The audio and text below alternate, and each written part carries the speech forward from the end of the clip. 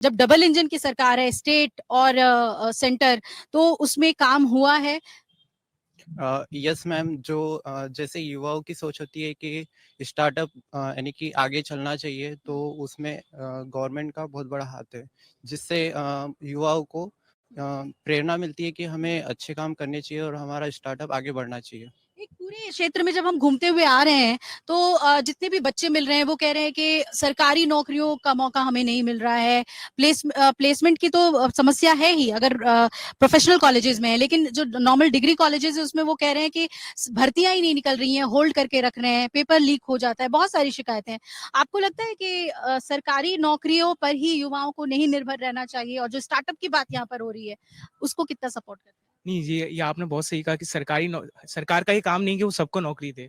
हम स्वरोजगार और सेल्फ एम्प्लॉयमेंट पे भी ध्यान देना चाहिए। यहाँ पे सब लोग अगर गवर्नमेंट जॉब के पीछे भागेंगे तो यहाँ पे 30 करोड़ युवा है इस देश में, और 30 करोड़ युवा के लिए गवर्नमेंट जॉब तो पॉसिबल ही नहीं है। तो स्टार्टअप पे जरूर गवर्नमेंट ध्यान देती है, पर मुझे ऐसा लगता है कि एमपी में स्टार्टअप की कमी रही है।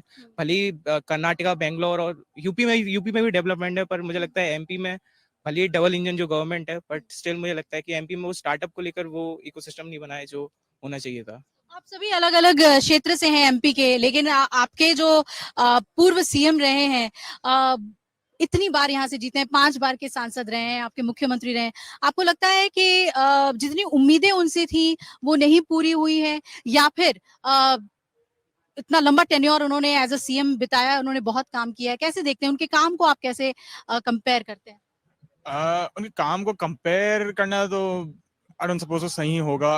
वो वैसे भी हर एक की हर टाइम आप किसी से पूछे, किसी की रिक्वायरमेंट बढ़ जाएगी, किसी की रिक्वायरमेंट बहुत कम हो जाएगी, किसी कोई बहुत सेटिस्फाइड रहेगा उसने कितना किया है। तो इसमें मैं कमेंट करना पसंद नहीं करूंगा। आई एम जी। सॉरी। आपको लगता है कि इस बार जो है जीत की जो राह है बीजेपी के लिए हमेशा की तरह इस बार भी आसान है, या फिर आप देखते हैं कि विपक्ष भी एक मजबूती की स्थिति में है? विपक्ष का तो इतना रोल दिखता नहीं है, एक नाम चलता है खाली, इधर मोदी नाम चलता है। और आप अभी बात कर रहे थे मध्य प्रदेश के डेवलपमेंट की, तो उतना यहाँ पर देखे तो ना यहाँ पर कुछ ज्यादा डेवलपमेंट के लिए कोई फैक्ट्री वगैरह लगाया जाता है, ना ज्यादा एम्प्लॉयमेंट पे यहाँ पर ध्यान दिया जाता है। शिवराज के काम की बात करें तो एक तरीके से एम्प्लॉयमेंट के लिए बहुत कम काम करा गया है यहाँ पे मध्य प्रदेश में। अच्छा, मतलब उस फ्रंट पर वो उन्होंने लैक किया है। लेकिन अगर वोट करने की बात होगी, तो किसके फेवर में युवा आपको लगता है कि वोट कर सकता है? उसके जहन में पीएम मोदी का विजन ज्यादा होगा, या फिर जो मामा जी हैं उनके जो वादे हैं, दावे हैं उस पर? नाम चलेगा सिर्फ मोदी का ही, मोदी के नाम पे ही वोट होगा मैम।